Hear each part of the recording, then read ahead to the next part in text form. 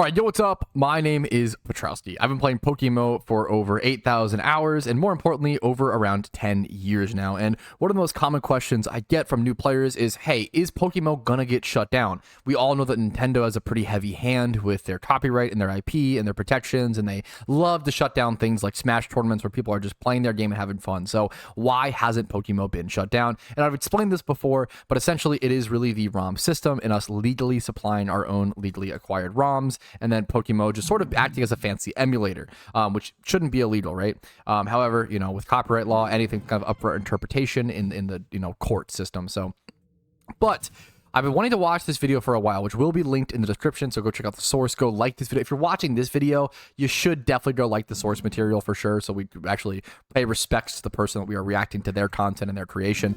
This is why Nintendo hasn't axed Pokemon Showdown, which isn't exactly PokeMMO, but I'm really curious to see what points this guy brings up and how it relates to PokeMMO. You know, kind of a similar situation. So let's go ahead and jump into it. This is a 56-minute video, and I will be pausing a lot to add commentary and add my own perspective from a different game, being PokeMMO. Make sure to grab a snacky, grab a drinky, Baja Blast, Hot Pocket if you're Giga Chad, you know, understandable. Let's go ahead and just jump into it. It's gonna be a long video, so let's jump into things. It's common knowledge amongst gamers that Nintendo also, this guy's voice is so goddamn dreamy. Protects its intellectual property rights with what we'll charitably call a heavy hand. Yep. And as you may be aware, I've talked about this topic a whole bunch already. We've discussed Nintendo taking down fan games and strategy guide scans and emulators. About Dolphin. It's crazy that like there are certain ones where I'm like, oh, okay, I can understand. Like that was a little aggressive. I think the one that stands out to me the most is just the Smash tournament. Like the idea of shutting down a tournament. Just I still don't maybe I don't know the full story. I still feel like I don't understand that one because that is the craziest one to me. That seems unhinged. On Steam and Yuzu in the inevitable emulator whack-a-mole that we predicted together in the wake of Yuzu's demise. But throughout the past year of my explaining Nintendo's legal action against fan projects, there has been one exception that comes up in every comment section.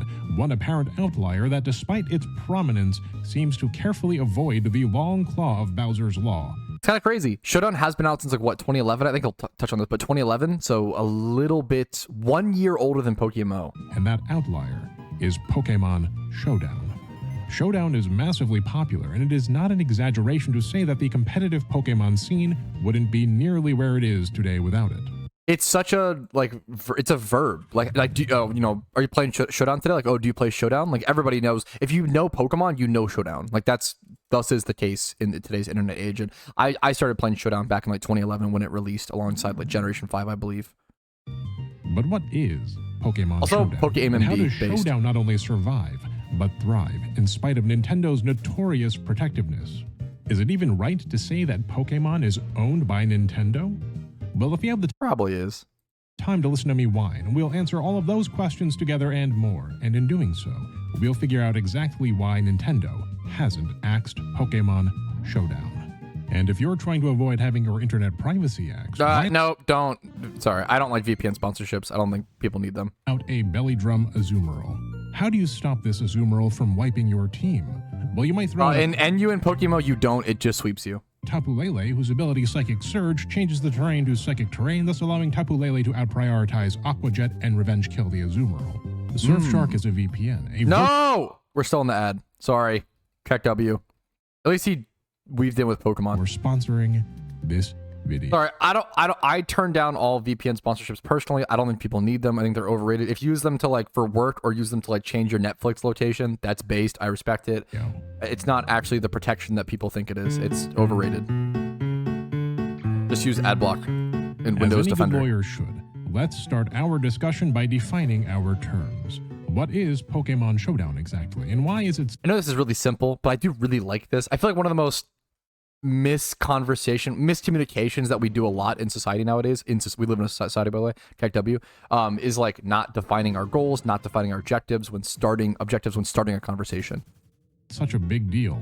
Well, Pokemon Showdown is a fully animated web-based Pokemon battle simulator. It allows you to play Pokemon battles online against other battlers in real time, Showdown seems even more objectionable than PokeMMO, to be honest, redistributing Nintendo asset sprites rather than emulating legally obtained ROMs. That's probably true. I think hilariously, it's more likely that Showdown gets shut down than PokeMMO. But I'm curious to see the I'm really curious because I don't know. I don't know the answer. I know the answer to why Pokemon is Showdown. I do not know the answer for Showdown. So let's keep watching. Accurately simulating the Pokemon battles in the mainline Pokemon games.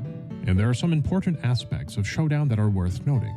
First, Showdown is free, open source software, maintained, I presume here, by a volunteer staff, given that Showdown does not operate for profit, and indeed appears to have no source of revenue, save for some infrequent advertisements served. I was gonna say they do run ads though, which even though it may be little, it's still technically profit. I wouldn't say they don't. I feel like that's not true.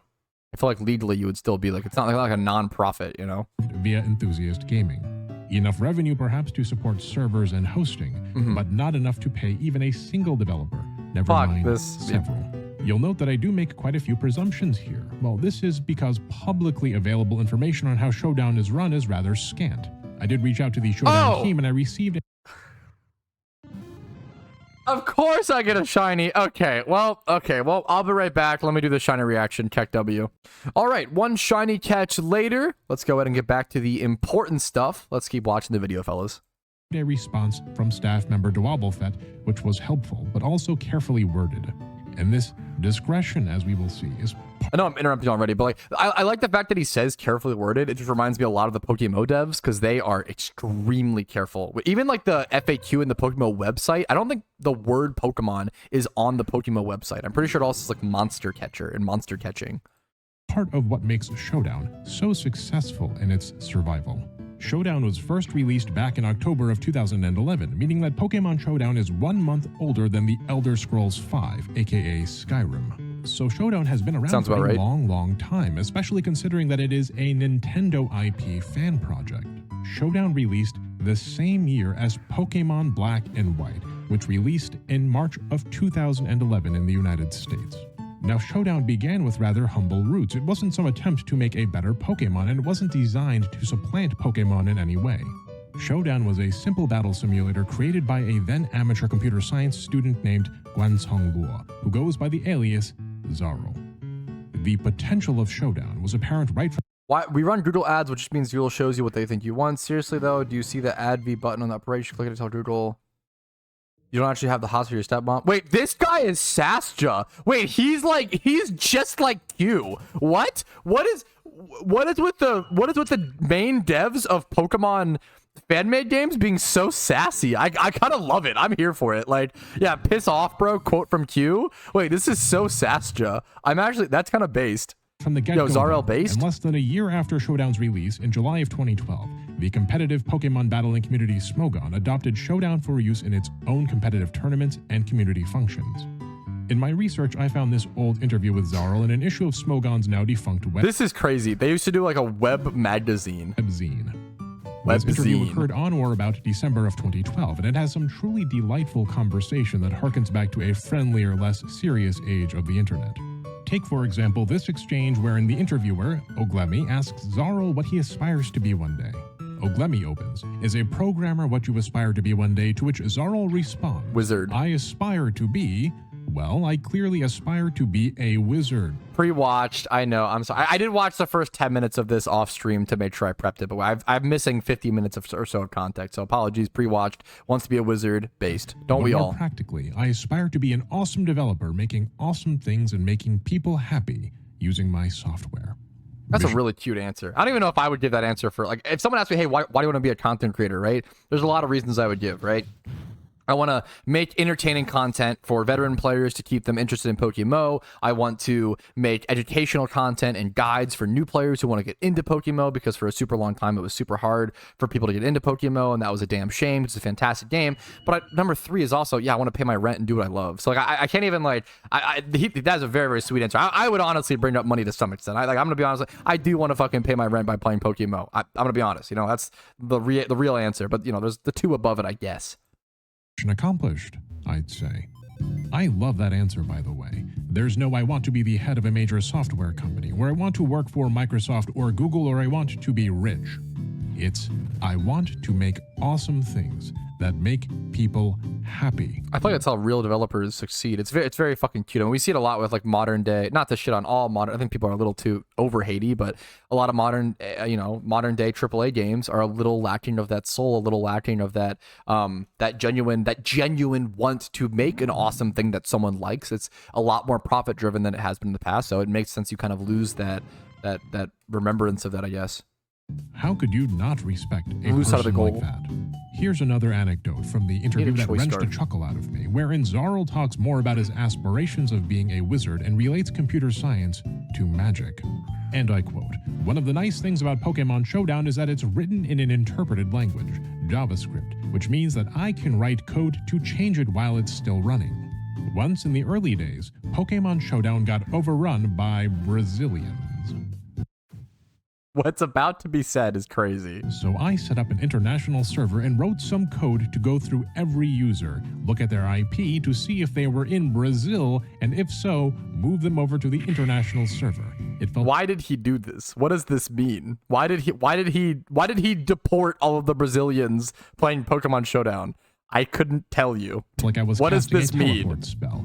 It was magical. You heard that right.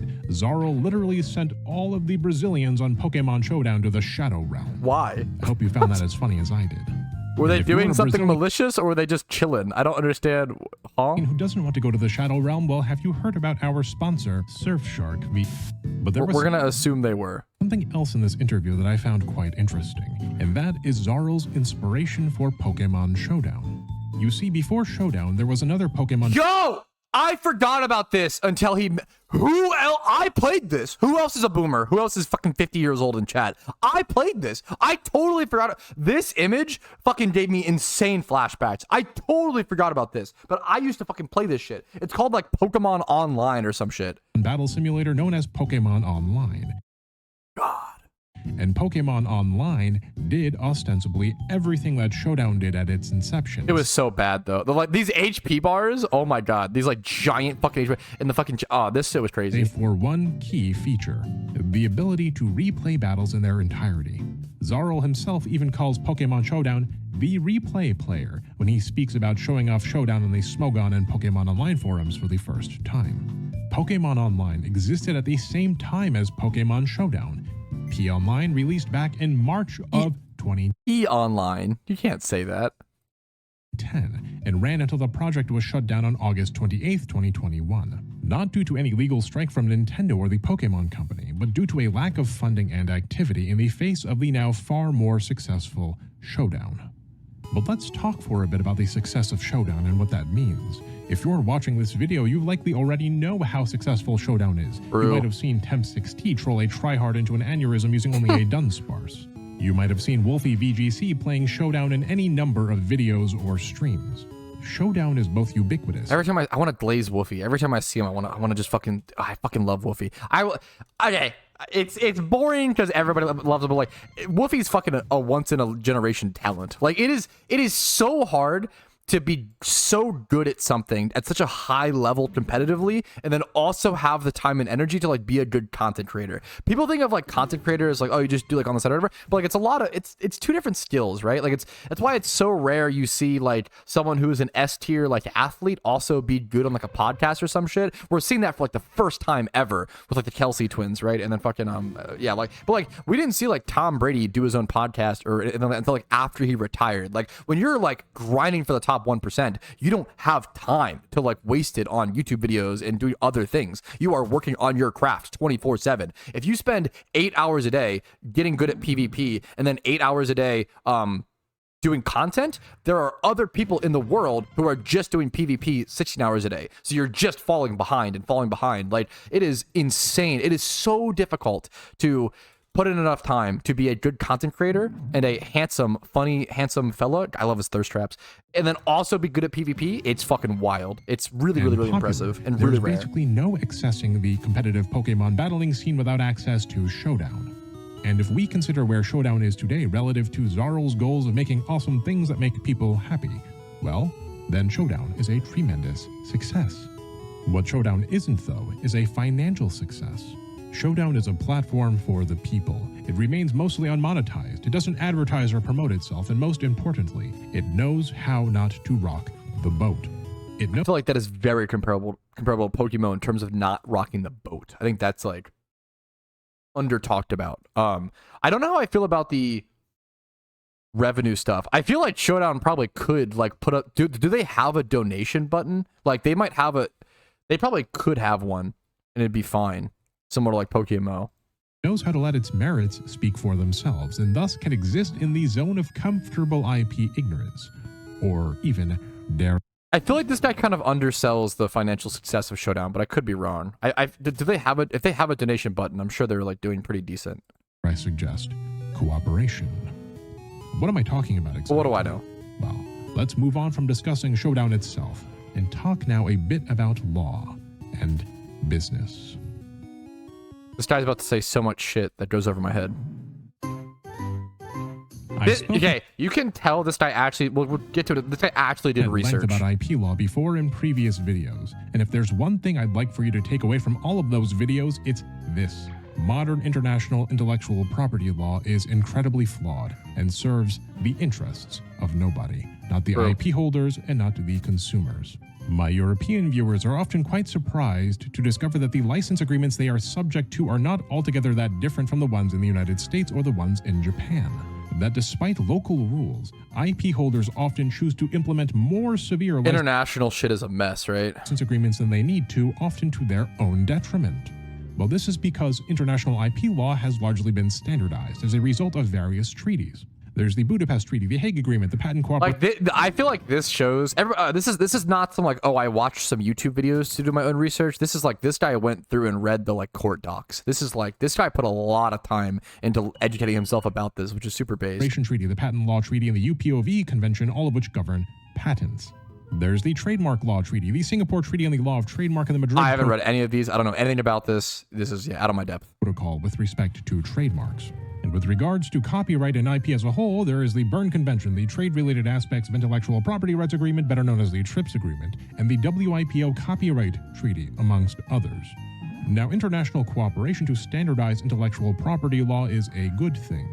The problem is, technology moves quickly and the law does not. This is nerd talk. The Berne Convention, the foundation upon which the entirety of modern international IP law is built, was signed in 1886.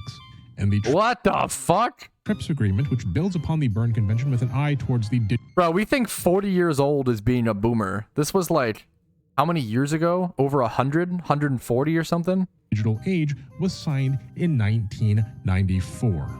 The WIPO Copyright Treaty was signed in 1996. And despite clarifications like the Doha Declaration or the Beijing Treaty on Audiovisual Performances or the Marrakesh Treaty, the law is always playing catch-up with technology.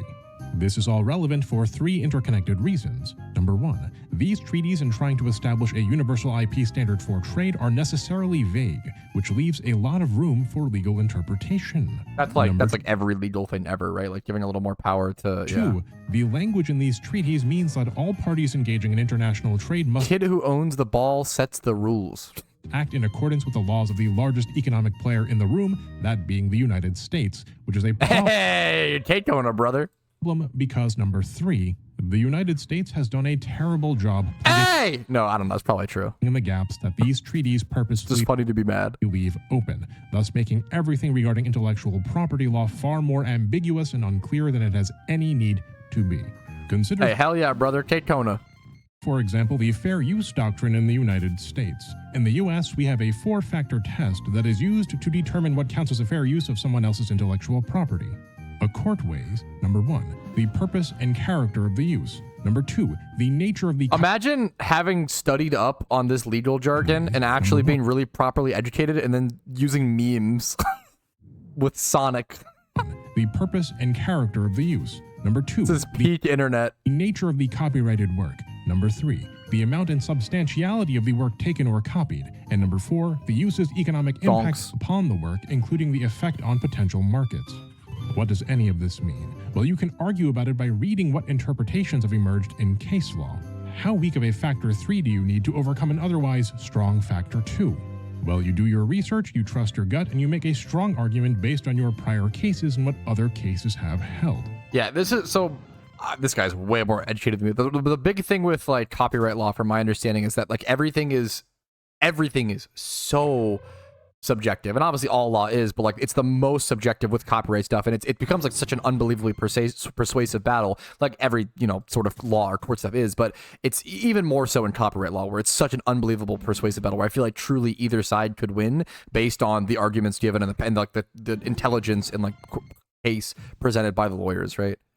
When are you supposed to assert fair use? So you can't just declare fair use whenever you like. It's an affirmative defense. And the problem is, whenever he mentioned like previous cases, whenever a case results in a way that we don't agree with, like most of us disagree, like that case should have been the other way, it sets a bad precedent for all future cases. Like all cases for copyright always reference older cases, which is really complicated. Meaning that your chance to assert fair use only comes up when you've already been taken to court. Now let's be clear, fair use is a good thing, but the applicability is limited as an affirmative defense. The outcome is subject to an open-ended test with broad ambiguous factors, and thus the public, by and large, doesn't understand how fair use works, and successfully utilizing fair use requires one to participate in expensive litigation. The ambiguity created an American IP law then, an ambiguity that is Congress's job to fix, means that both consumers and IP holders have to wander through a legal minefield when handling anything involving intellectual property. And nowhere is this ambiguity more deadly than the subsection of intellectual property law, that is, trademark law. Almost nothing in law is black and white, or for that matter, red and blue, or diamond and pearl. Now think about it in this way. That was a good bit. If a copyright is the exclusive right given to an IP holder to make copies of and distribute their works, the trademark is like the branding of that work. This work is Pokemon Shield. Nintendo / Creatures Inc. / Game Freak have the copyright, so they can reproduce and distribute this work. The trademark is Pokemon, the branding. Both are a part of There's a certain funny irony doing React content to someone talking about copyright law. Hopefully I'm transforming this content enough to where it's fair use. We basically have the Subway Surfer thing going on. I'm shiny hunting on the right side, so you guys have extra stimulation based. And for me, I need the stimulation as well. The work and are two different While I go intellectual over all this legal jargon. property rights. The legal ambiguity that exists when it comes to trademarks, though, means that trademarks are notoriously flimsy. You can actually lose your trademark, for example, if you allow your trademark to become generic. If everyone's collective mothers calls every game system a Nintendo such that it enters into common parlance, the Nintendo trademark itself could be lost. But you can also lose your trademark if you fail to control permission for others to use your trademark. This is called naked licensing. A trademark owner has an affirmative duty to ensure the consistency of its trademarks and the quality of the goods under which its trademarks are used. I'm gonna be honest, I feel like I missed that. And indeed, a trademark owner can engage in naked licensing even Did if you guys they catch don't that? give a licensee permission to use the license. Why do all content creators mention my mom? By merely permitting or consenting to use of a trademark in an indirect fashion. If you know other entities are using your trademark and you are failing to stop them, you could be both consenting to their use and thereby engaging in naked licensing. If you don't maintain exclusive control of your mark, you don't get to have it. Your trademark has something of an invisible health bar, and when damage occurs to your trademark, I've never heard of this. I don't know anything about this. He's basically implying that if you don't, protect your trademark, it can just become the social norm. A lot of laws do factor in social norms and like what's the norm. Kind of reminds me of like common law marriage. This was the whole like XQC adept like drama, right? It was like she was trying to prove common law marriage, which is you don't actually have to legally be married, but it's like if you're in a relationship to where that it represents marriage, you can argue common law. It's a pretty crazy. It seems it's pretty crazy, but it also makes sense that it's the case to some extent. It's a weird thing, but I feel like a lot of laws actually reflect this, where they will adapt and adjust based on like social norms as opposed to just hard line logical rules. Causing its HP to drop. This chip damage is called trademark dilution. These little chips of failing to enforce trademark rights can weaken the distinctiveness and strength of those trademarks over time, notwithstanding potential brand control. That Dunsparce is cooking, bro. Yeah, this video is actually unrealistic because there's no way this Dunsparce would fuck up the Greninja like that. Or management issues that may arise on the marketing or business side of things, which we'll also get to. Yo, what is this Chimecho Wind chime. What the hell? Not be Can I buy quite that? as big of a deal for a smaller company with a less valuable Never trademark mind. Nobody cares about Chimecho, actually. My bad. that has lesser notoriety. But if you possess one of the world's most valuable trademarks, one of the world's most valuable, if not the world's most valuable brand, a brand that every other player in the game is looking to gobble up at the first sign of weakness, then you'd also want to protect it as much as possible, given the incredible... This is honestly kind of wholesome. He's kind of giving a argument for why Nintendo is so strong-handed about their, like, why they're, which that's how I'm taking this as, like, they kind of have to some extent to keep it protected. Honestly, I kind of respect that. I feel like I really like people who, like, try to understand both sides and give that. That's how I'm taking this as. I don't know if that's what he's meaning it to, but I'm taking it as like, yeah, they kind of have to. This is honestly the best argument I've ever heard for Nintendo kind of being harsh on their hand. Still, the Smash tournament is kind of insane. I don't get that at all, but yeah, this is honestly kind of based. Ambiguity present in the system. Now, of course, this is an extreme oversimplification for your benefit and mine. I found that there's a fine line to walk when it comes to legal deep dives in these videos. If you'd prefer a deeper dive into specific statutes or case law, let me know and perhaps we can revisit. I'm gonna be honest. I don't. You're very intelligent. I can tell you've done your research. This in the future for the use smaller words, please. I love you, Moon Channel. millionth time or so. In any case, the result of this ambiguity and potential for enormous loss is that each company is left to interpret the law in its own way, adopting some position in a spectrum of allowability that often tracks with the value of one's intellectual property. The more valuable your property, the more defensive of a posture you are naturally incentivized to take. Disney, for example, has historically been quite strict with control over its intellectual property because it is a company that survives due to its brands. Yeah. Once he's making a really good argument for big companies striking down things so aggressively, which I really like. It's good to understand, even if you don't agree, it's good to understand why things might be the case. I always say that, like, if you're in a position in life where, like, you have let's say you have position A and position B just seems so insane. Position B is like, you just can't understand why someone would ever have the position. Position B is obviously evil and position A is obviously good. Then, like, you probably are missing something. You probably need to, like, do more research and learn to empathize. If you can't present an extremely strong argument for the opposing side, you probably don't have a very strong argument yourself.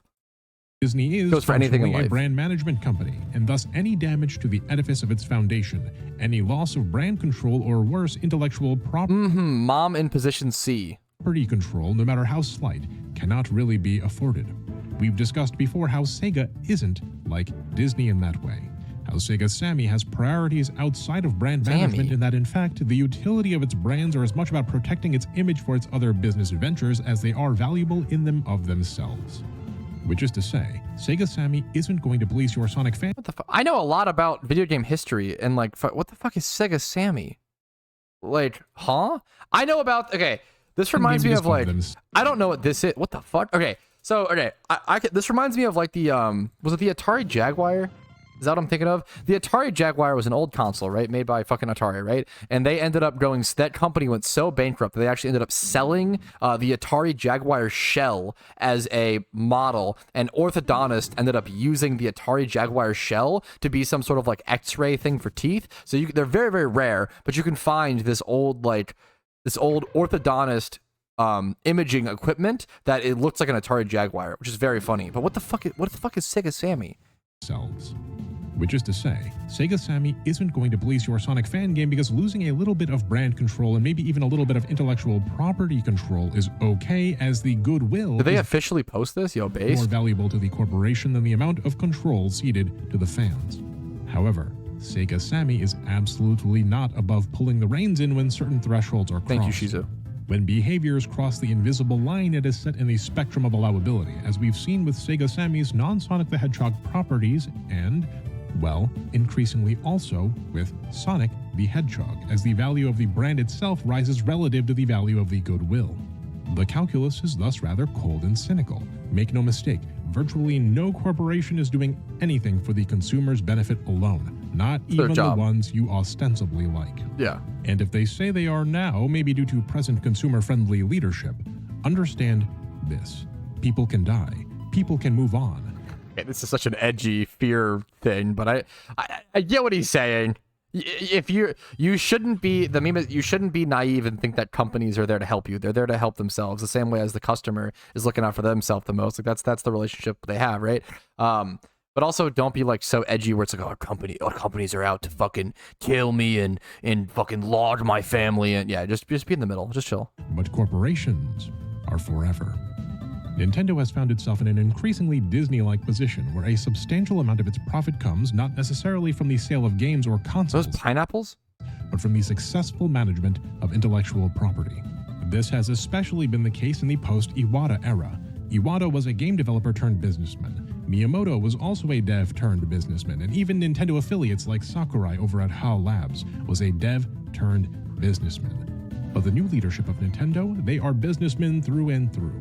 Which I will note is not necessarily a bad thing. The good brand management that comes with more sophisticated business know-how gives us consumers things we love, like Nintendo World, or the Mario movie, or the post-2019 This guy is doing very good about presenting both sides. Pretty. Yeah, it's not like this is National Pokemon nice. Centers, and more.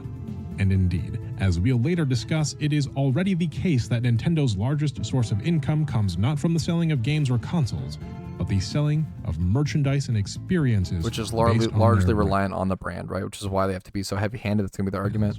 This doesn't mean that the games aren't important. The games drive interest and build the brand, not unlike how Disney movies or TV shows That's a crazy way to think about it. That like, it's so weird that like the games just build the brand. Various Disney brands.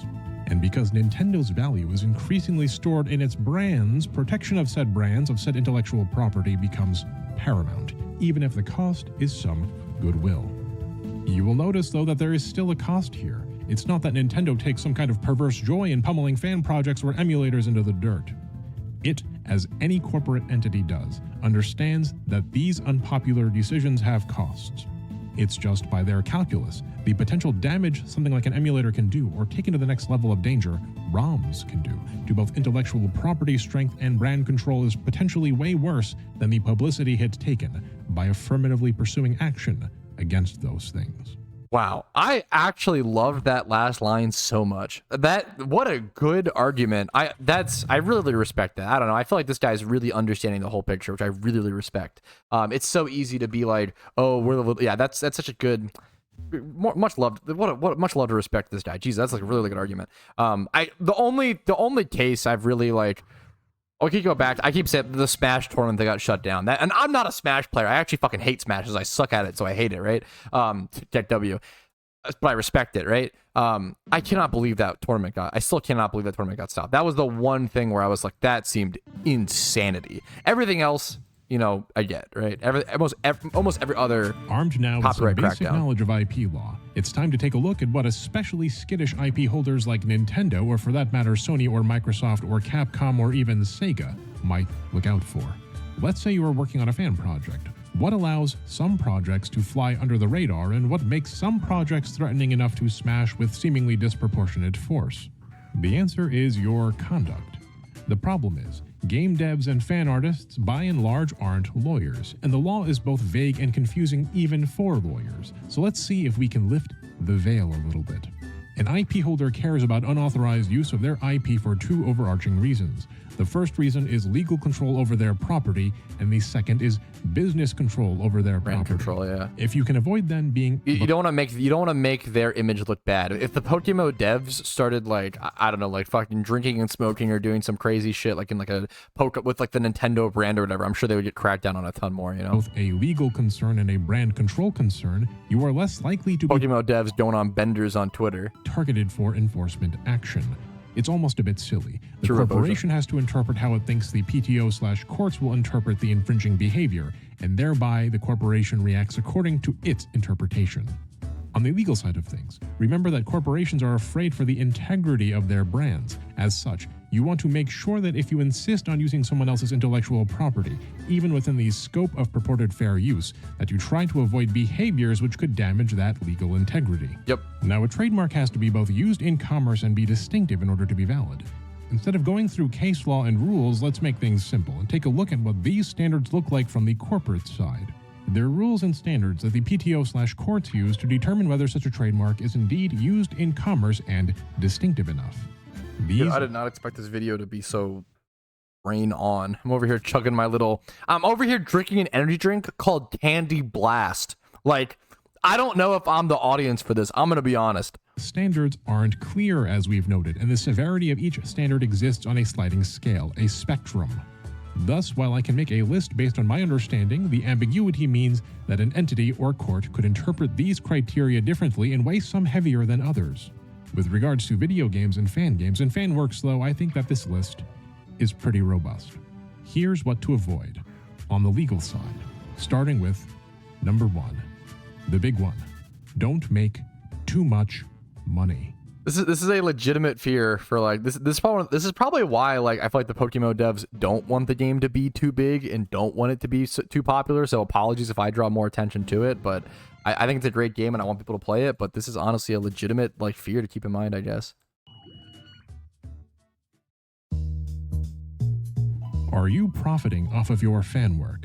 Remember from before that allowing someone to profit off I of remember this bid, yeah, the Point Crow Zelda video. Your trademark when you're aware of their profiting from it without your permission is akin to naked licensing. If you aren't in control of your trademark and it isn't exclusive, then you aren't meeting your affirmative duty to ensure the consistency of your trademark and thus you don't get to have it. This criterion, like all the other criteria, exists on a sliding scale. If you're producing stickers of...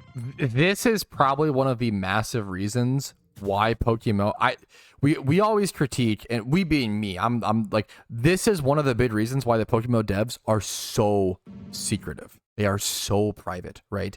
The devs do not release. I don't know if we'll ever get population numbers because of like this. Right? Like, I don't think the devs can ever release population numbers. They can't ever release how much money they make per month, like off of RP sales. Like the PokeMMO devs really can't release too much data because they have to be afraid of stuff like this. They don't want to give Nintendo any information to where they could point them in the direction of making too much money.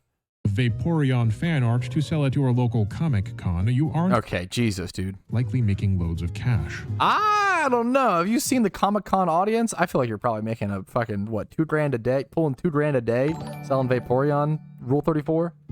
For this and other reasons we'll look at, your infringement is not likely to warrant. Yeah, my chat's legal going attention. crazy for it. There you go. If you draw commissioned fan art of a prurient variety and are making thousands selling unbecoming pictures of said Vaporeon, then this becomes a much bigger issue, as the money you are making is a more severe, unlicensed use of the IP on the legal side of things, given the volume of your business, and because your use damages the image of the brand on the business side of things.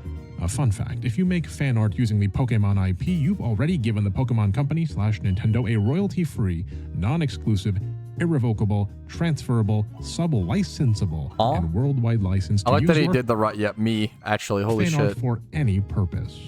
In any case, if your business volume gets to the point where you could be Yuzu Emulator or Piracy Group Team Executor, making literal millions off of someone else's IP, Millions you might be is seen as an crazy. existential Did threat, Yuzu really make that much? What the fuck? and thus an extreme enforcement priority. If you make no money, then your fan work starts to look much more like fair use, or at the very least, a relatively harmless infringement that can be easily overlooked. Your infringement could even be marginally beneficial to the brand, something we'll explore more in the business section. I do also think that PokeMMO stands. The problem is like there's not an official Pokemon game that is like PokeMMO, right? And I don't know if Nintendo, like, PokeMMO isn't interfering with any Nintendo sales. Like, people aren't going, oh man, instead of Scarlet and Violet, I'm gonna play PokeMMO. Like those aren't this. It's a totally different audience. Like, those just aren't the same. It's just not the same player base, right? Like, PokeMMO is much more like boomers and people wanting to re-experience Gen 1 through 5 casually, or it's hardcore MMO grinders. And there's not really... Can you give me an example of a Pokemon game that a hardcore MMO grinder would like to play? I can't think of one, besides like shiny hunting on old like Fire Red, Leaf Green, and like multiple... Like, I can't... I don't know of like a... Yeah. Yeah, I feel like if you're playing PokeMMO, you probably don't play the new Pokemon games very much, or you probably do both. A lot of PokeMMO players, what they do is they like buy the new games, beat the storyline, and then come play PokeMMO. Like, there's no grinding to do like post game unless you're playing like competitive VGC or some shit. But like, there's just not enough MMO content in traditional Pokemon. Of this chapter, which brings us Pokemon Go is probably the most grindy. That's actually probably true. Hardcore MMO player could get in Pokemon Go. That's probably the best argument. That's honestly fair. But even then, the Pokemon Go is much more propelled in terms of, now you can make progress for a very long time in Pokemon Go, which makes it kind of MMO-y, but the progress is much faster than that of PokeMMO, but that is true. And to Criterion 2, don't copy the essence of a work. What does this mean? Well, let's say you're considering making a fan work based on Sonic the Hedgehog. The closer your fan work resembles what the Sonic brand fundamentally purports to be, which is to say a video game series, the more dangerous it is to the trademark. I feel like this is exactly what I was talking about. Like Pokemon doesn't have an MMO, but yeah, it kind of is different from the traditional source in that way. And thus, the more likely one is to invite legal action, usually under the guise of a copyright action to protect that trademark. A fan game that looks just like Sonic, plays just like Sonic, uses actual... I wonder if this is a rare W for not rare, that sounds mean, but like, I wonder if this is like a point that PokeForce has over PokeMMO, where like they actually might be copyright safer by their game looking different. They use the ROMs in that way, as in the same way, but they like make their game much different, whereas PokeMMO is much more traditional, it sticks to the same gameplay patterns as traditional Pokemon, whereas PokeForce is implementing much more Stardew Valley elements, the stealing, it's all still friendly and it's representative of the Pokemon brand, but it's not, it's like different as well, and like visually and stuff. Pokemon is probably more similar to traditional Pokemon than PokeForce for sure. Sprites and assets from Sonic games and is indistinguishable from a Sonic product, can lead to a really interesting question there of which game is safer, PokeForce or PokeMMO. Consumer confusion, and if no action is taken, it starts to look like naked licensing. If someone else has made a Sonic game that is so similar to your own... The fact that there is a thing like common law marriage, but basically for copyright is so weird. Naked licensing, is that what it's called? It can cause confusion to the average I'm understanding buyer. Correctly. You may risk dilution or damage to your trademark.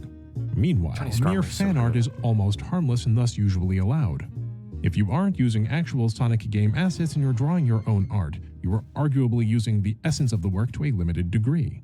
Somewhere in between the fan art of Donut Steel you're putting up on your DeviantArt page and that complete Sonic fan game with asset rips might be something like a Chow Garden fan game with homemade assets, which I can't believe nobody has made yet. Chow Garden is an aspect of the Sonic Adventure series, but it is detached enough that I'd argue that it isn't quite as severe an infringement as making a Sonic clone fan game with Sega-owned assets. Now, this is all a little bit moot, as Sega and also largely Nintendo aren't actually that picky about the essence of the game issue and care much more about the money. Wait, what is this? Hey Sonic fans, I appreciate all our concerns for our fan-made games monetization, so as long as no profits involved, there usually is no issue with y'all using our Blue Boy to hone your art and dev skills. The leaders, I can't promise all is okay. We can't, I like that, it's good qualification. We can handle outlier case by case as we are noticing them, but our goal isn't to stifle everything. Please do not use this thread to call out any specific groups. Okay. Making criteria. It's like a straight up like Sonic dev. By using their assets, you've already surrendered ownership of your fan work. Sega and the Sonic, they seem so communicative. It's kind of insane for like being such a big company in comparison to other games. That's kind of wild. To them anyhow. Nevertheless, if you wish to minimize the negative attention you receive with your fan work, essence is still something to consider. Consider also that the reverse might be true if you're making fan art of, say, a comic series. If you're drawing comics that use someone else's IP and selling those comics, that might be a more serious IP infringement for a comic producer than, say, a fan video game of the IP made using your original assets. Make no mistake though, these examples are all likely to be in some respect copyright and/or trademark infringement. Recall again that fair use is not some blanket protection, it's an affirmative defense. It's like how you can only use words. It's gonna say, so from my understanding from this, yeah, so this is a good thing. An affirmative defense, from my understanding legally, is basically like, hey, I did this usually considered wrong thing, but here is like my defense on why it was actually justified in this situation. And that's my greatest like that's what's like what's it called? What's it called? Self-defense? Like murder in self-defense or whatever. Like murder is bad, but you're using the self-defense affirmative response, or what's the affirmative no, I'm forgetting. I'm not legally educated. This is my limited understanding. You're using that as like an argument to say, hey, this is why I had to do this here. This is like my whirlwind to escape a battle once that battle has begun. Affirmative defense. Until then, you're still wandering around in tall grass, and a Poke lawsuit could pop up at any time. And not unlike a Pokemon in tall grass, your goal should be, ostensibly, to stay hidden, which brings us to Criterion 3. Don't promote your work. This guy is giving me a lot of insight, honestly. This is probably why PokeMMO, I always say, I always say, and a lot of us say, we don't know why Pokemon doesn't really do much more on social media, why they don't advertise. This is probably why. I feel like, I always say, we've got to trust the PokeMMO devs. They know what they're doing. They are smart. They do things for a reason. Sometimes it may seem frustrating or whatever, but it makes sense. I feel like they are actually just like going, this guy is like nailing everything that PokeMMO does. If you don't want to end up as experience points for the corporate Dragonite, don't pop out of the tall grass. Look, I get it. Everyone wants their fan project to be successful. It feels good to receive. It can't be too successful. Praise and recognition for something you've built. And if you're especially foolhardy, it might even feel good to rake in some cash while you're at it. But if you go out of your way to promote your fan project and make it a big deal, this is akin to openly challenging the IP holder to a licensing fight.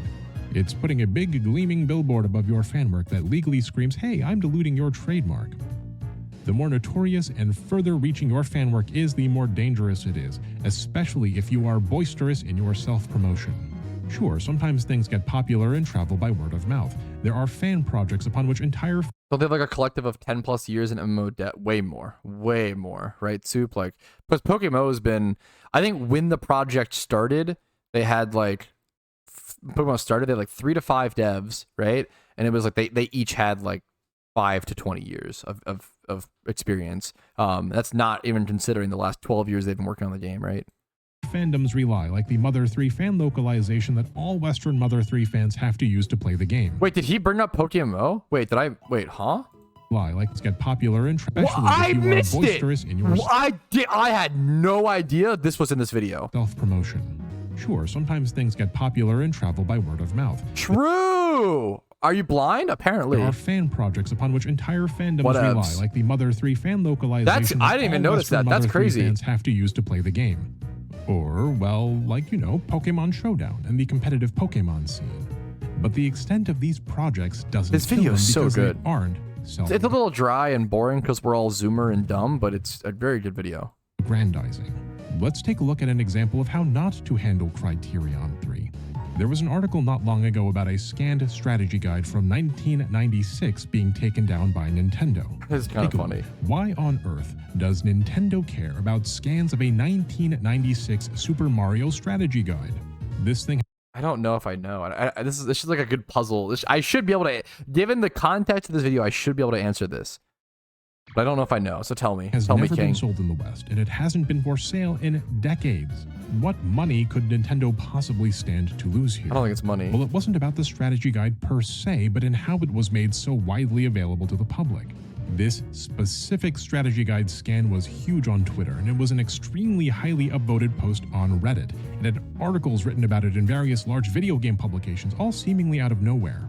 If those scans had been kept on the lowdown, stashed in a video game archival site or something, then even if Nintendo had noticed that they existed, it's likely no action would have been taken. It's this, everyone look at... I'm still, I don't know, is that really enough? I'm still kind of surprised they took, that's still kind of insane. I don't know if that's enough. Like the popularity, certain things, if PokeMMO got too popular, I could honestly see it getting, which is really sad to say, but like taking down or whatever. But like really a scan of a strategy guide from 1993 or whatever, that seems a little intense. This cool thing I found kind of behavior using a Nintendo trademarked and copyrighted asset and claiming it as one's own find that makes this particular scan of a strategy guide so threatening. Sure, the notoriety and publicity is what allowed so many people to discover these scams. I'm saying, is it really? But I'm sure like they literally discussed this fucking in Nintendo headquarters around a giant oval table the size of the fucking Knights of the Round Table. They probably discussed this for a long time for making this. They probably, you know. That same notoriety and publicity here surrounding a scanned reproduction of Nintendo's copyrighted strategy guide, brimming with its trademarks, is a potential legal landmine in an ambiguous legal battlefield. Does that make sense? If you are taking an extremely defensive posture in hopes of guarding especially precious IP, you might also choose to be this protective. In spite of that, however, as we discussed, I think that many internet pundits Is this guy a lawyer? Does he mention that? Is he like actually a lawyer? Does he like have a... I don't know if he ever says it. It's kind of crazy, like how much he, like how well spoken he is, and he is. Oh, okay. Is that confirmed? Took the takedown of this strategy. That makes sense. That clears up a lot. Being solely a matter of the fourth criterion, which is don't affect the market. If you're going to make a fan work, I strongly do believe PokeMMO does not affect the market. I feel like, once again, no one playing PokeMMO is like would play any ongoing Pokemon. Maybe Pokemon Go. That was a good argument, but yeah, I feel like it's market share away from the IP. I feel like it's that. Yeah, this isn't for the reason if Nintendo were to make a Pokemon MMO, then obviously that'd be a massive difference. But I have a video on my channel. I don't think they will anytime soon. At least maybe not entirely. It's not about how much profit your Sonic fan game might be taking away from Sega. It's about Sega having a competitor in the marketplace using Sega's intellectual property against it.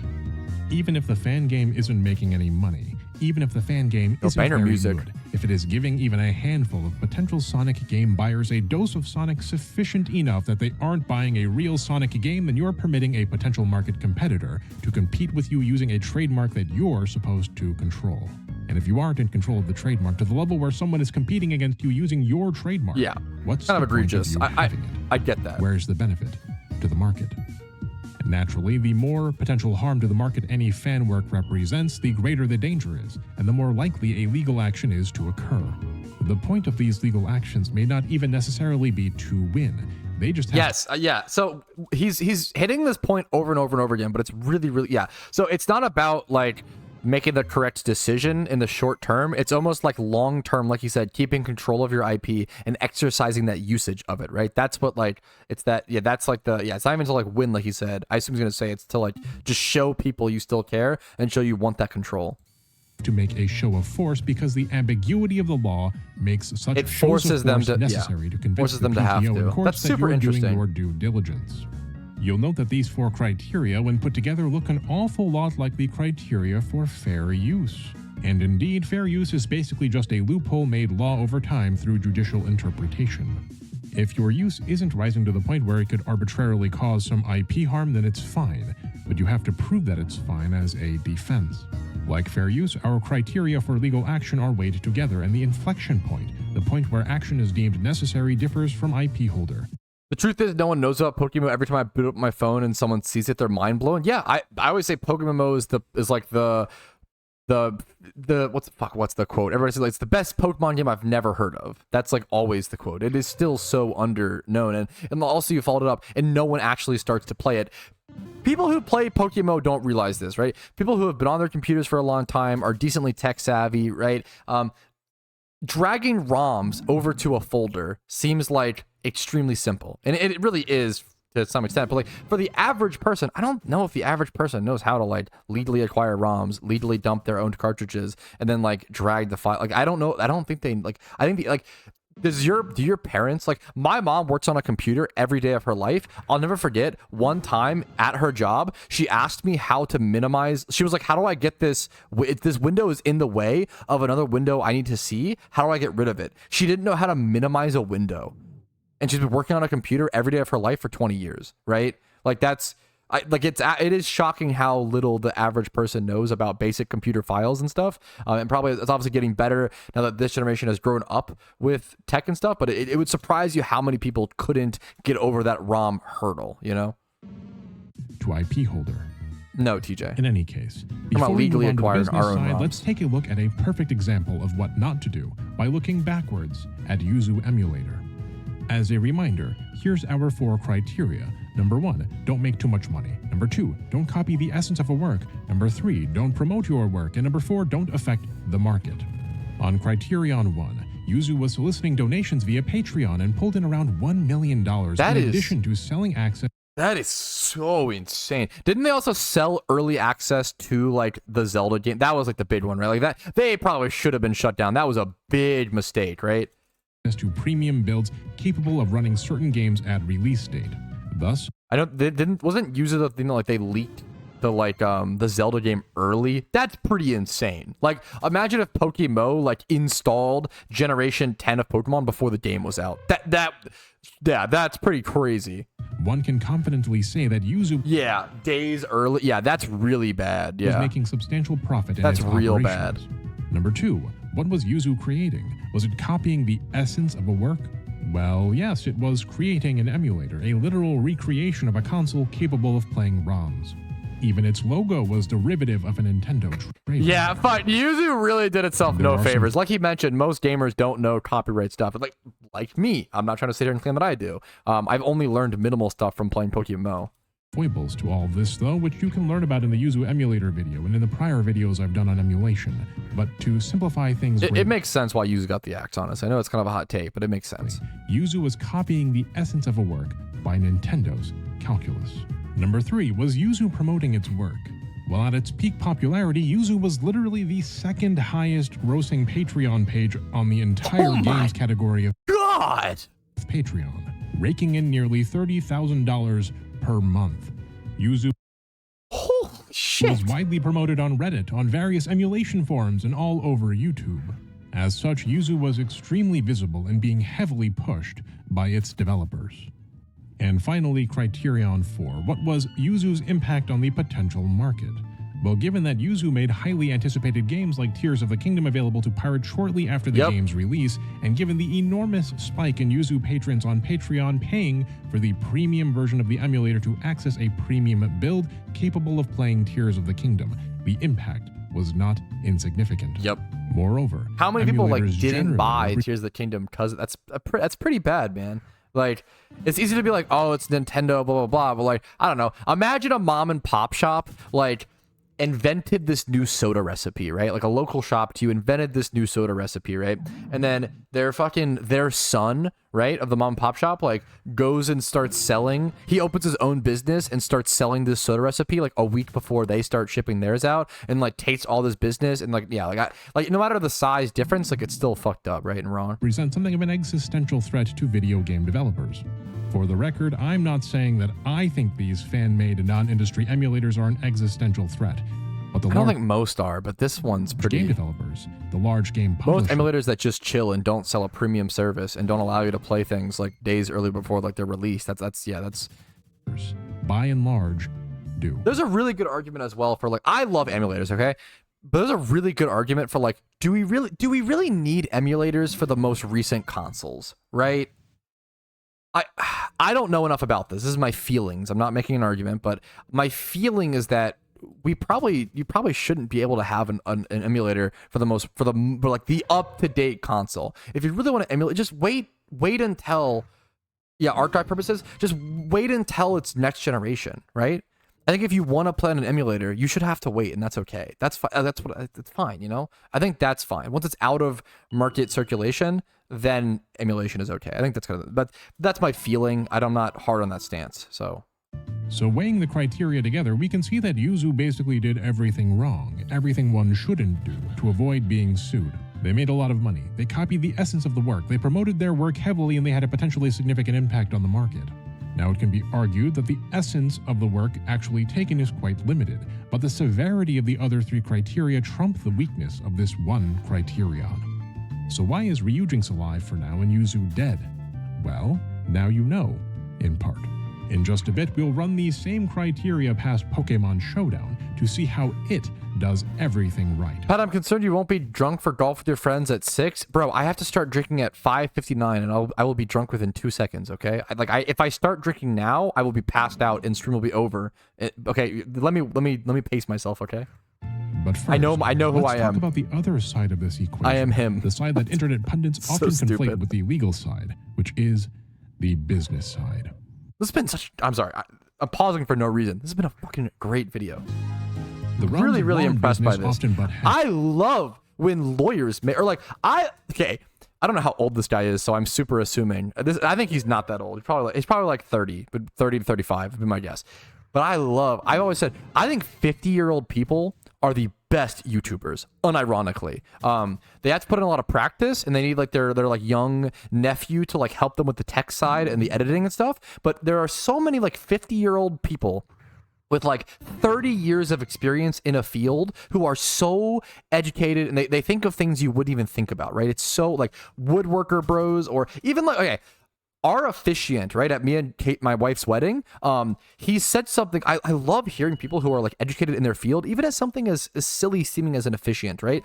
This guy was like, hey, you're having an outside wedding in the summer. Make sure not to wear any sort of sweet or fruit perfumes because it will attract bugs and bees. I know that may seem obvious to some people, but as someone just getting married, like that blew my mind. I would have never considered that. I would have never thought about that. And he just like, to him, that was like, oh yeah, that's like every day, like easy, you know, tip. Like he's been an officiant for like 60 years, or like 50 years or some shit. So this guy had like so much experience. I think stuff like that is amazing. And I love older people who get on the internet and start making YouTube videos, because you have so much wisdom and so much experience to pass down to us. Please get in contact with your nephew. If you are like 40, 50 years old with a ton of work experience, please start making YouTube videos. I really fucking appreciate it. In a large corporation, legal is often the department putting the brakes on everything fun and keeping their heads on a swivel. They're the ones on the lookout for potential liability, infringement, leakers, etc. Leakers. The marketing department, aka your mom. Brand management / control, they have different priorities. And for them, cultivating goodwill amongst their consumer base is critical to their work. You can bet that the This song is this an Mbasa? This song is so good. powers that be are fully aware of how a DMCA or a lawsuit affects or it's either Mbasa or Undella Town or something. Gamers perceive their company. Sega's marketing folks have literally used their less litigious reputation to promote the Sonic brand in the past, for example. But it's kind of based from Sonic, honestly. I'm not a Sonic boy, but I respect it. A positive consumer perception of your brand is, so too is keeping one's brand control tight and strong. Gotcha. So he's just explaining the balance of keeping the community happy while also exercising that legal force, so that later in certain court cases you don't get fucked in sort of like a common law marriage situation. Okay. Imagine the consumer base as a target that you're trying to hit with a laser. The laser is your brand, the message you're trying to target the consumer. Don't laser me. If your product is a big hit with your consumer base, we'll say that you've scored a bullseye. If your product doesn't resonate with the consumers, then you've missed the target. That's one consideration. Fuck. But once you've hit the bullseye, it becomes important to maintain the focus and direction of the laser. You can neither allow the laser to wander from the target nor become diffused by anything in the way. That's brand management, brand control, and the more control one cedes to other parties who are using your brand without permission, the more diffuse or misdirected that tight beam. I love these videos, so much valuable information. This guy presents things, I feel like, in a way, like I feel like people are so bad about empathizing with the other side. He's doing a great job, yeah. Presenting both. Sure, sometimes a company deviates or deflects that beam a little on purpose to see if there are other targets they What does he watch? This is why Nintendo hasn't axed Pokemon Showdown, which is very relevant to PokeMMO as well and deals with copyright and stuff. I didn't expect it to be this legal jargony. I didn't know this guy was an actual lawyer, but it's honestly added so much insight. It unironically has taught me a lot about how the PokeMMO devs have probably think about the game. It's added a lot of good perspective. Every PokeMMO player should probably watch this to empathize with the devs and understand why they make the decisions they make. The devs can't come out and say what this guy is saying, but I'm sure I would bet they feel the same way as this guy. A little reducing the core message, but potentially striking more valuable bullseyes in other markets. Disney brands, for example, have long been parodied or unlawfully utilized in streetwear. Was this fucking Toontown? In an ironic sense, long before the stuff became so mainstream.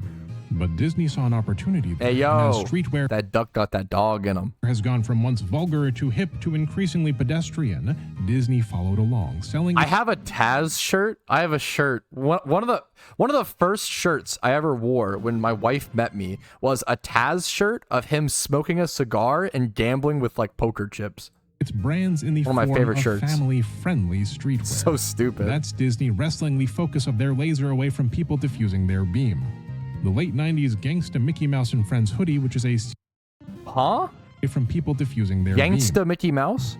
The late 90s Gangsta Mickey Mouse and Friends hoodie, which why did a gangsta? Serious deviation from the positive image Disney wants to cultivate for that brand, gave way to the much tamer, gentrified stuff we see today, which comes from Disney itself in the form of licensed merch. What is Urban Mickey Mouse? What the fuck? I've never seen this. What the fuck? Of someone else's IP from the brand management side, we must always ask ourselves, well, what is the brand? Because if we can figure out what the laser is targeting and what the focus of the laser is, we can also figure out how not to disrupt it and thus invite unwelcome attention upon ourselves. We can avoid uniting brand management and legal against us.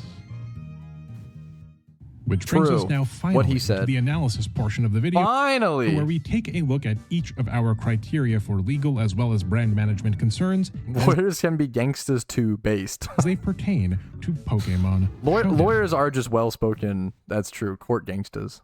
I'll start with brand management since that's freshest in our memory.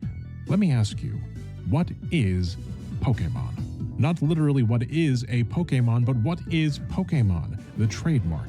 The brand that Pokemon represents is an open world, beautiful, family-friendly monster catcher where people can adventure at a young age and feel safe and explore and catch Pokemon and make friends, which is a big reason why they would never do a Pokemon MMO, because you can't really make friends in a Pokemon MMO because you have to consume your Pokemon and delete them from the game, which goes against the Pokemon brand. Probably a knock against Pokemon being safe. Yeah, ruh-roh. Brand. What is being sold to you? I don't think it's enough, though. What about Pokemon is important by Nintendo's calculus? And yes, I do mean that'd Nintendo. Be my definition. Look at the game box of any Pokemon game you own. Who owns the trademarks? Unless you are in Japan, why, it's Nintendo. And as we've seen with Nintendo's own leadership, the Pokemon Company and Nintendo proper are joined at the hip, with promotions directly occurring from one company into the next in a seamless manner. Make no mistake, Nintendo calls the shots. It's the head of the serpent. I cut like 10 minutes out of this video wherein I tediously explain the relationship between the Pokemon Company, Nintendo, Game Freak, and Creatures Inc. If that sounds interesting to you, then wow, we ought to get together and go ruin a... I was about to say no, it doesn't. So I mean, based. But to simplify things for all these more same power people to you, in the lawyer audience, bros. I'll continue saying Nintendo as opposed to the Pokemon Company for clarity's sake. Sorry, so what about Pokemon is important by Nintendo's calculus? Is it the battling? Is it the adventure? What is it? Well, the answer has been hiding in front of us all along. And I quote, I want to be the very best. Yeah. Like no one ever This was. is a good bit. To catch them is my real This being task. the To legal train them points is my cause. I will travel across the land, searching far and wide. How is bro such a good lawyer and a singer? His talents know no bounds. At Teach Jam. Pokemon to understand the power that's inside. Pokemon, gotta catch 'em all, right? Since the very beginning, the premise of Pokemon was catch them all, train them up, go on an adventure, make friends with your Pokemon, and eventually be the very best. But being the very best in Pokemon has never really been about battling your way to becoming the very best. The theme in the games and the about building connections with your little Pokemans. Anime that is constantly hammered into us is, unironically, that the real treasure was the friends we made along the way. Yep. That being Which is why Pokemon can't make an official MMO, because they'd have to consume them to sink good IV Pokemon out of the game. Best can have different meanings. You can be the best water trainer. You can be the best Pokemon breeder. Being the best Hello? means not beating everyone else in battle necessarily, but befriending all the Pokemon. Collect Pokemon. Befriend Pokemon. Form bonds with your Pokemon through adventures and catch them. I love when a actually educated and actually smart person reaffirms a position that I've come to. The best feeling. All. Just backs up my. This all just backs up my why Nintendo will make an MMO theory.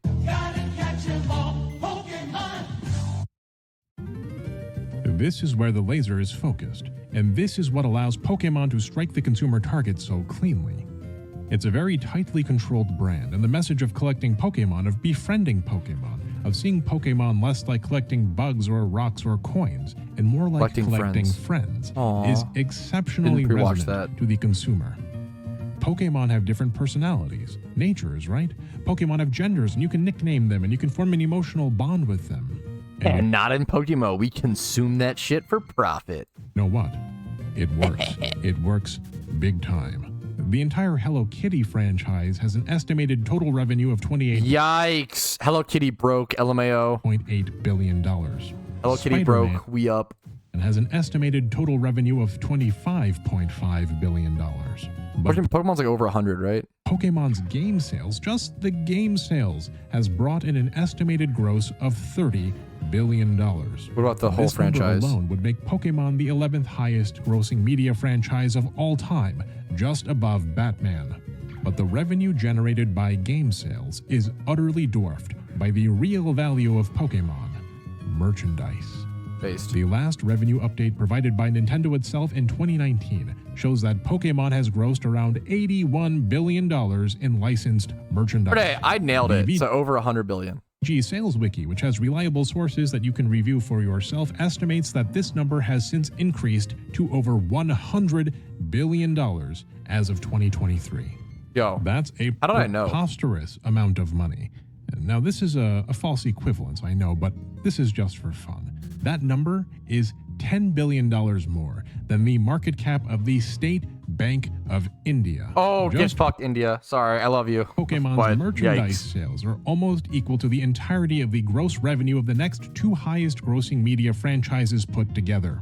Mickey Mouse and Friends at $52 billion and Winnie the Pooh at $48.5 billion, respectively. But of course, Pokemon is more than just merchandise or even game sales. There's the movies, the manga, music, and anime, and of course, the trading card game. Pokemon's total gross revenue for a franchise that I know, I'm not actually sure. I have a pretty large Indian viewer base, as well as Indian food is amazing. So no beef, no actual beef with India before we get canceled for the 5th time. debuted in 1996 is estimated to be $150 billion. I thought it was 100. More false equivalence time, that's a gross revenue $34 billion larger than the market cap of Sony. That's $27 billion larger than the market cap of freaking BlackRock, of Citigroup. Now look, obviously total gross revenue and market cap are meaningless to compare. Sony's annual gross revenue for 2023 was $85.3 billion, with earnings of $7.96 billion after expenses. But it's interesting to look at those figures as a way of gauging just how staggeringly large Pokemon's numbers truly are.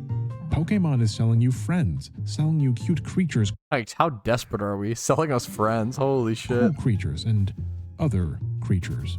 Okay. The battling Chill. is just one aspect, one minor POS. aspect of the entire edifice, and the competitive side of the battling is like a fraction of that minor aspect.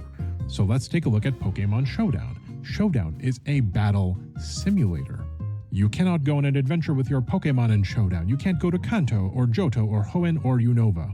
True. You can't be forced to spend 10 minutes walking back to a Pokemon Center because you chose Squirtle as your starter and thereby need to pull your sand. These are the same arguments why I think PokeMMO, like PvP and PokeMMO, is so much more satisfying, and I enjoy. I like Showdown is great. Showdown has its place, which is awesome. But I would never want Showdown to be like my main PvP game. I feel like I'm not a big PvPer, to be fair, maybe that's why, but like I really like the journey of creating those PvP Pokemon and having to EV train them and all those. And you don't do any of that in Showdown. You know, having that PvP collection that you earned, right? Sandshrew or Bellsprout out of storage to cut a shrub.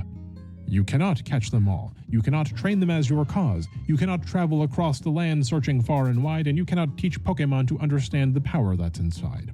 What you can do is battle. And if battling is important to you, you can also be the very best, like no one ever was, at battling, which we are taught over and over is not the point of Pokemon. Sure, the game rolls credits when you've fought and beaten the Elite Four and Champion, but even as early as Gen 1, the story doesn't end there.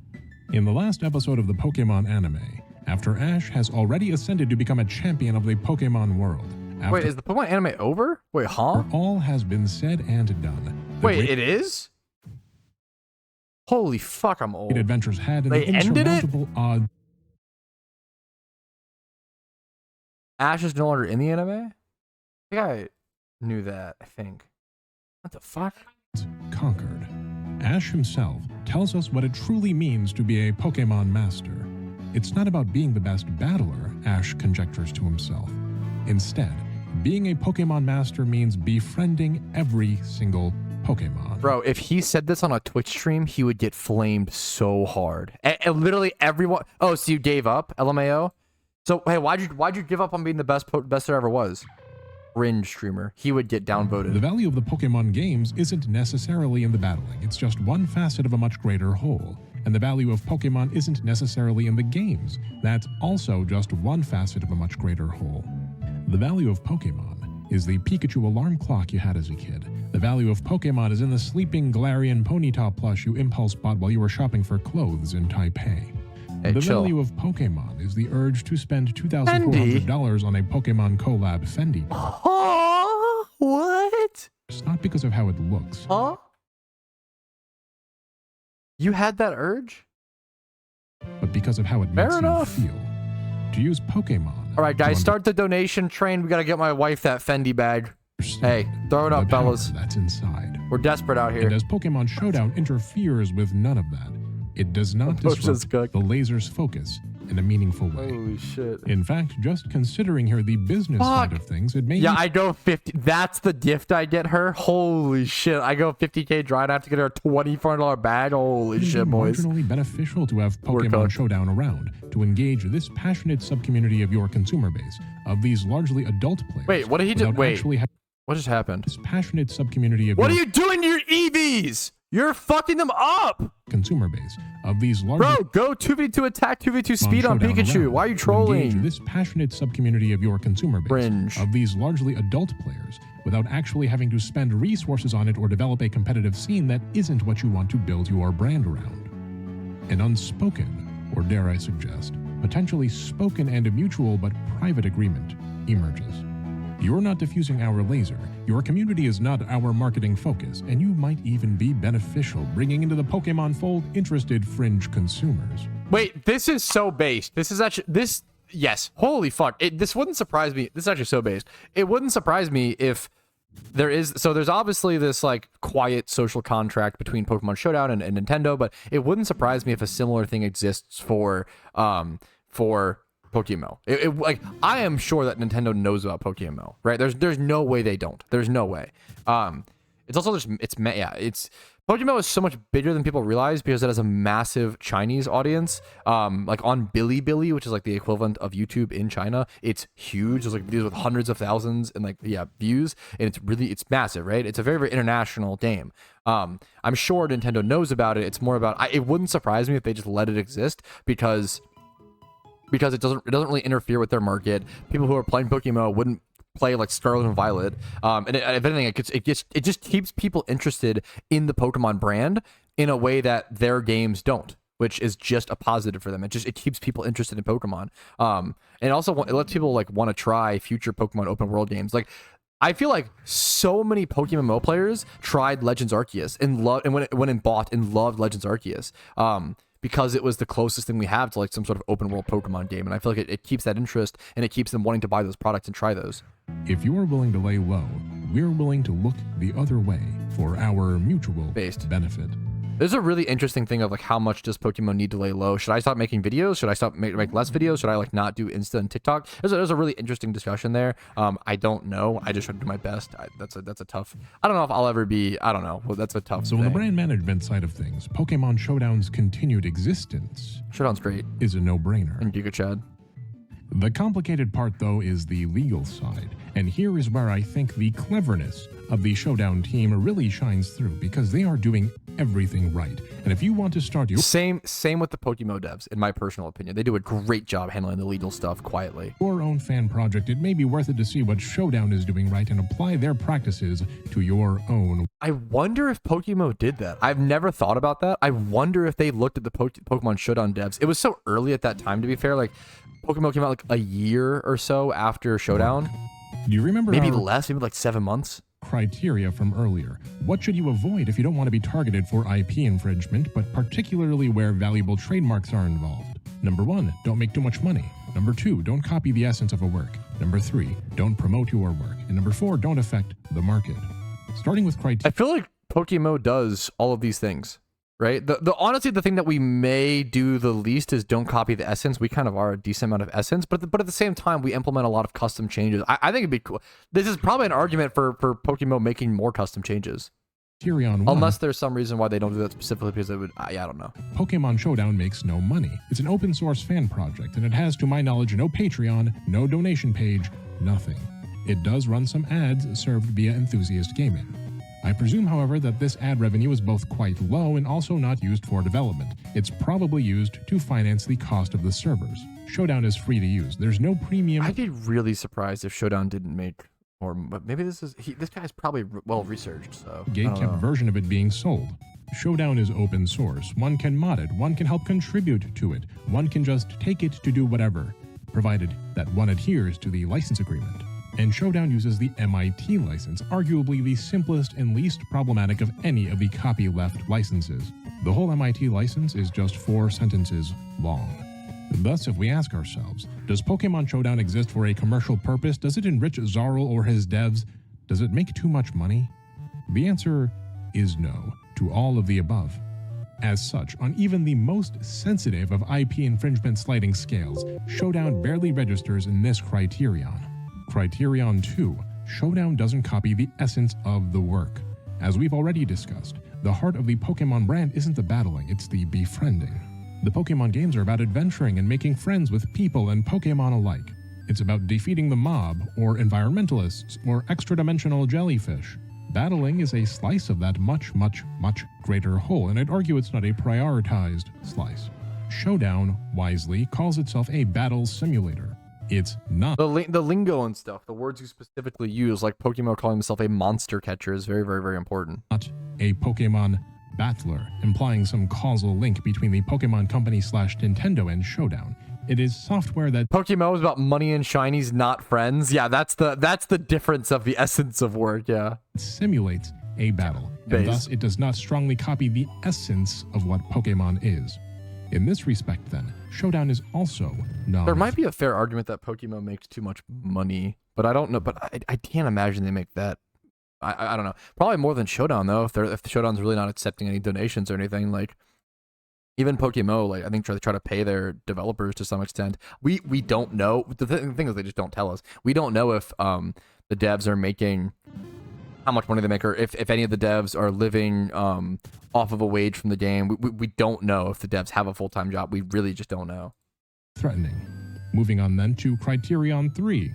Showdown does. PokeMMO makes money probably in a similar ballpark to Yuzu over a decade of their model. No way. There's no way PokeMMO makes 30 grand a month. I could be wrong. It's definitely just estimations. The essence was copied. I disagree. Wait, I super disagree. I super disagree with a lot of what you're saying, Shredding. But more part. Feel free to more parts. Yeah. That's the beauty of copyright stuff. It's like so much of this is going to be super subjective. So much like what is the essence of work? How do you like that? Is all so subjective. It right? Doesn't need to. Zarl introduced Showdown to Smogon, and Smogon adopted it. Again, you can't help but to. Yeah, to be fair, I know just based on the whales that I see, yeah, one dude, was it Gamer 2020, spent 5 grand on one stream pop Mysterious Balls. I mean, yeah, that was pretty extreme, to be fair. And most whales don't stream their stuff like that, so I mean, maybe, I don't know, maybe they are making, I don't know, fair enough. I don't know. To admire the guy. He's not out for the glory. Pokemon probably doesn't make more money than I expect. Fame nor the riches. Zarl. Which also have to pay, like, what, 5 developers? It's split among 5 ways? Zarl says, I want to make something that people will love. And yeah, people love. I'm trying to Google PokeMMO income to see if I can find anything, but all that pops up is your money-making guides. Hey, that's my algorithm at work, baby. There's no need to shout about Showdown from the rooftops or to self-aggrandize. Tons of you who have played Showdown probably haven't even heard of Zarl. I'd posit I had not. This is an important part of why Showdown succeeds and thrives and survives, when other projects of much smaller scale and scope do not. As Chinese philosopher Lao Tzu once said, when the master governs, the people are hardly aware that he exists. The master doesn't talk, he acts. When his work is done, the people say, amazing. We did it all by ourselves. Wise indeed. And finally, we get to Criterion 4. Wise indeed. Showdown doesn't affect the market. Pokemon makes $100 billion in merchandise. Pokemon sells $30 billion in games. Has Showdown negatively impacted those numbers whatsoever? I think a very strong argument can be made that Showdown has potentially never caused a measurable sale to be lost, and in fact, has potentially even driven additional interest in the franchise as a whole. That Showdown has boosted Pokemon sales, albeit marginally, by providing a platform that supports the competitive Pokemon community. A community largely consisting of adults, thus maintaining the long-term interest of these adults in Pokemon as a franchise. That might be the most realistic thing I've seen in chat oceans. That might be about right. That might be about. But then is that including server costs and stuff? In terms of someone said $15 for donor status for at least 30,000 players is $450K a month. I promise you 30,000 people aren't buying donor status, and then even then, like, I don't think it's that many, man. I think people super overestimate how much. PokeMMO is a very big game, has a lot of players, but you're overestimating the most PokeMMO players have maybe a storyline, 1 to 3 storylines done, and like quit the game. Like it's like there's not that many high-end PokeMMO players, right? I hope we can get more of those, but I think that's the more high-end PokeMMO players we create, the more PokeMMO will make money-wise, which is good for development. How many players are in Shiny Wars? 1,500. Yeah, it's not 30,000, right? Now, all 1,500 of players in Shiny Wars probably at least bought 2 months of dinner status. That's probably fair. So what's the math on that? You can do $15 times 1,500. What's 30, right? So double this. So probably at least 20. They probably are. Maybe PokeMMO is pulling 30K a month. That's kind of shocking. That's kind of crazy. But then what's 30K times? I don't know how much servers cost. It's 30K times 12 divided by 5.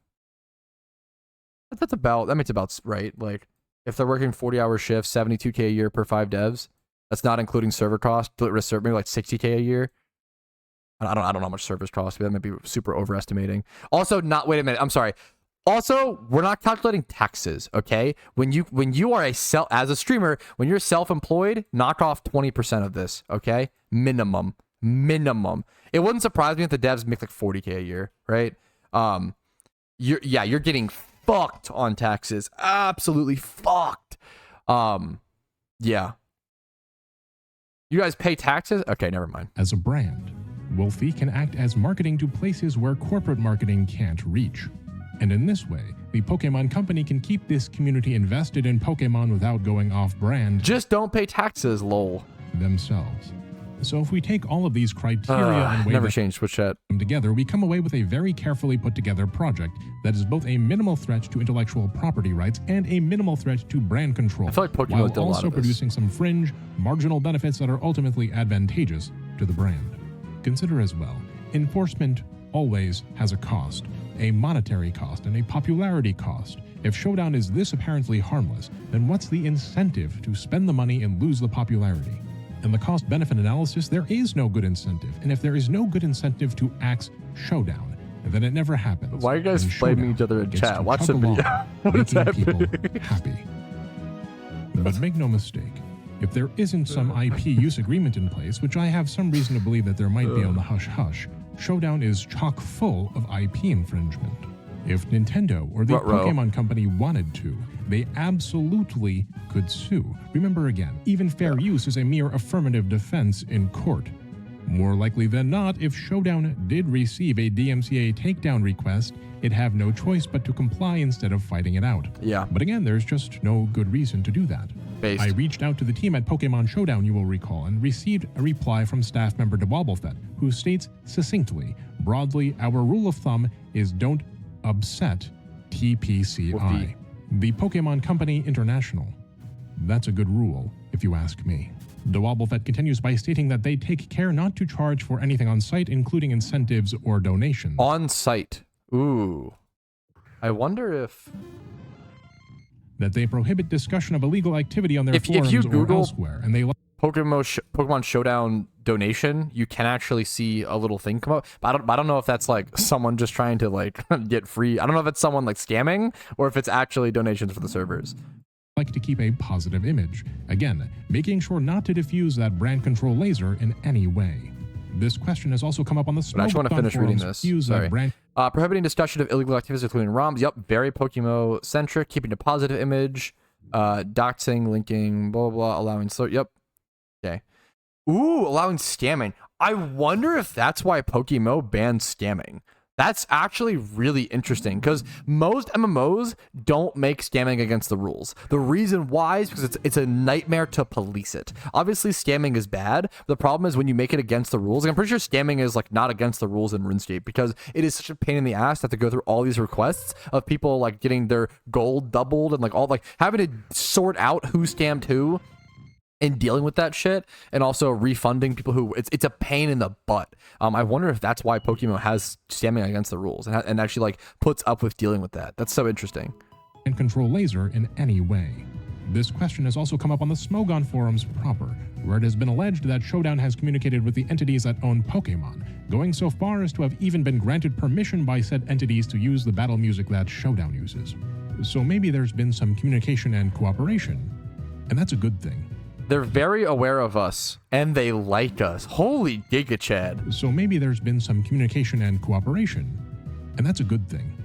Discretion is the better part of valor, and cooperation with the IP holders is ultimately the best way to keep your fan project alive. You don't need any of this analysis if you have tacit permission. Based. And while I can't tell you whether or not Showdown has explicit permission from Nintendo/the Pokemon, so curious if PokeMMO does, dude. I'm does so seem curious. that these agreements exist in some capacity, which only helps to support Showdown's longevity.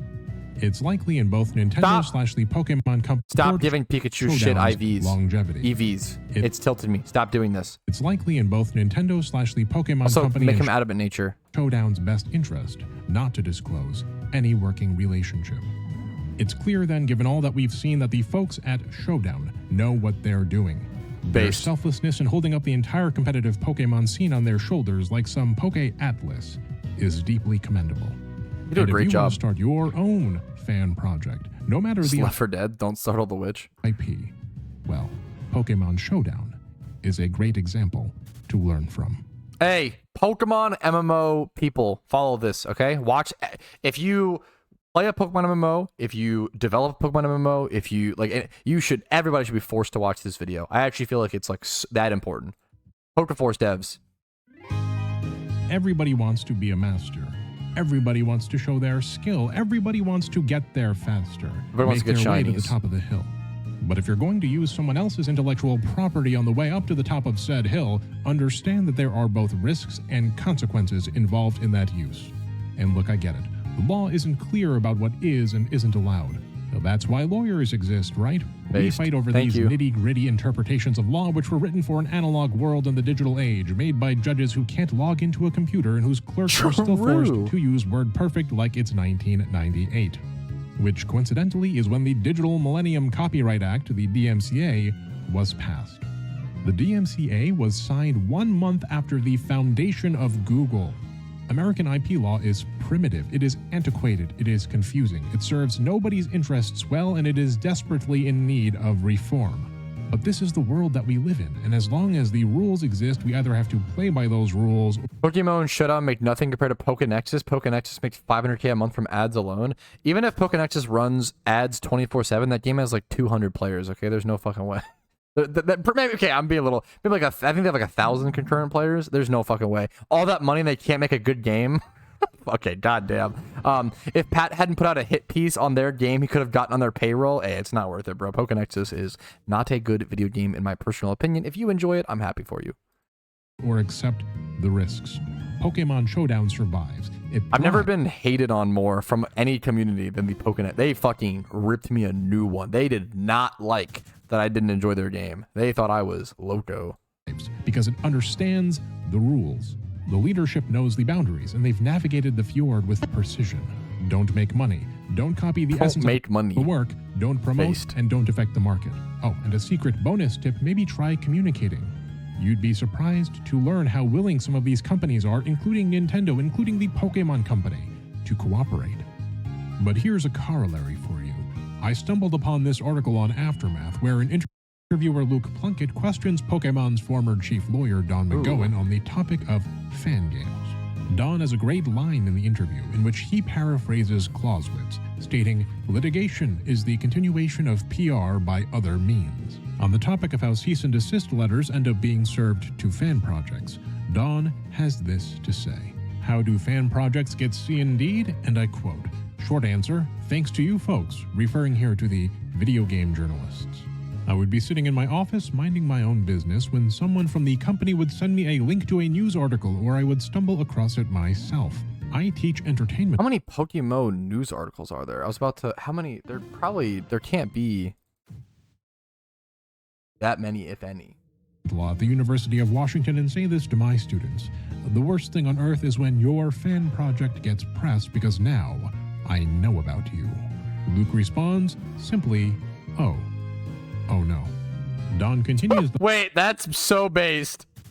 then by spawns simply gets pressed because The worst thing on earth is when your fan project gets pressed because I know about you. now I know about you. Luke responds simply, oh no. It's the article's writer's fault. True. Don continues. It's okay. It is a little funny. I know that. Okay, maybe I'm just too zoomer, but like, it's kind of funny to me that like the only way they find that YouTube video gets 1 million views, you know, whatever. Like, it's only articles, really? Like, that seems like we're giving like Gamer Rant, who like okay, I can actually attest to this because when I was applying before I made any sort of wage or livable wage as a content creator, I was applying to jobs on Indeed, right? I like a fucking, God, that process sucks dick. But like one of the jobs I applied to was a gamer rant writer, right? And one of the things they asked, the fucking requirement was you have to write, I'm not joking, 10 articles a day to work for gamer rant. I was like, how the fuck is that possible? I was like, no wonder they pump out all these articles and like they don't give a shit about like the quality or whatever. Like, how are we taking someone like Gamer Rant more seriously than like a YouTuber with like, if a YouTuber gets 1 million views on a video, that's gonna, you can tell it's 1,000 times higher quality than anything Gamer Rant puts out. Continues then by stating, but that's not the end of That's the crazy equation. that we're still in like You don't send boomer a takedown article right era. away. You wait to see if they get funded for a Kickstarter or similar. If they get funded, then that's when you engage. No one likes suing fans. So there you have it. That's 2 of our 4 criteria right there, and an implied warning perhaps that communication isn't necessarily the best decision for every fan project out there. It's like an IP Dark Forest hypothesis. You better make sure you're reaching out to the right alien civilization or you might wind up extinct. Uh-oh. So why hasn't Pokemon Showdown been axed? Why hasn't it been pulled up from its roots? Well, it's because Showdown isn't a tree or a weed. It's a flower. Aww, Sunflora. Why is he so sad? It avoids the Legal Foresters Act Me trying to cheer up my wife. and receives instead his admiration. Okay. Your host, Mooney. Yo, Riz? Cut a lot of content out of this video to keep it simple, but I hope that everything was still clear and understandable in spite of this. I think you did a great. I don't know if I would. That was a great video. A playlist with all of this video's music is in the description. Oh my Please God. go and show your love to the good folks at Silva Gunner. A special thanks to Larita Shine for the thumbnail. I'm gonna link the and fuck out of this beautiful video. To Gaku Meta Check it for out. the credits gag you're about to enjoy. If you And all of watch it Moon on Channel's stream- generous patrons for making these If you videos watch this possible. on stream, go give it a like. That's the minimum. That's the minimum you know it deserves. Is if you watched someone else's content on and with someone else giving perspective, whatever, at least go like it. At least go click the like button. That is the least. The least you could probably subscribe, but like at least minimum. Go like it. It deserves that at the very least. That was a really good video.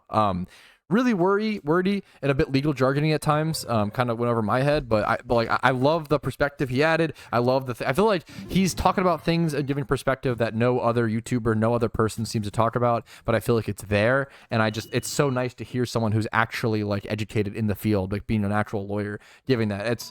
Yeah, that is so good. That was a fantastic video. I mean, thanks for that, Moon Channel. I feel like so much this was applicable to PokeMMO as well. I think it's really interesting. I think it gives a lot of perspective. It gives you understanding as to why the devs do certain things and also why maybe PokeMMO hasn't been targeted so far, and just gives us important information into the future of PokeMMO, how to protect it, how to keep it safe, and also how to, I guess, just not like you said, not piss off Pokemon, not piss off Nintendo. That's the main thing we gotta do, is just not piss off Nintendo. So let's keep doing that. Let's keep playing PokeMMO, enjoying it, spreading the game via word of mouth, having fun, being safe, family friendly, not disrupting the Pokemon brand too much. And yeah, thank you guys for watching this video. Thanks for Moon for making such an amazing video and for sharing your talents to the world. Like this video if you enjoyed it, like his video for sure. Dislike my video if you thought I didn't really add anything and just kind of copied his shit. Yoink, subscribe if you want to see daily videos covering PokeMMO. I love this game. Been playing it for around 11 years or so.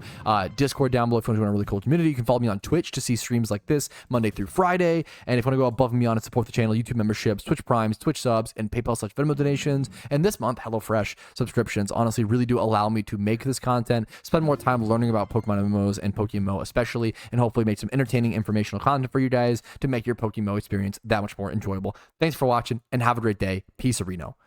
Hey, thanks so much for watching until the very end of the video. That really means the world to me, and it means even more worlds to me if you go above and beyond and support my content financially like all of these lovely people have done. Thanks again for watching, and have a great day.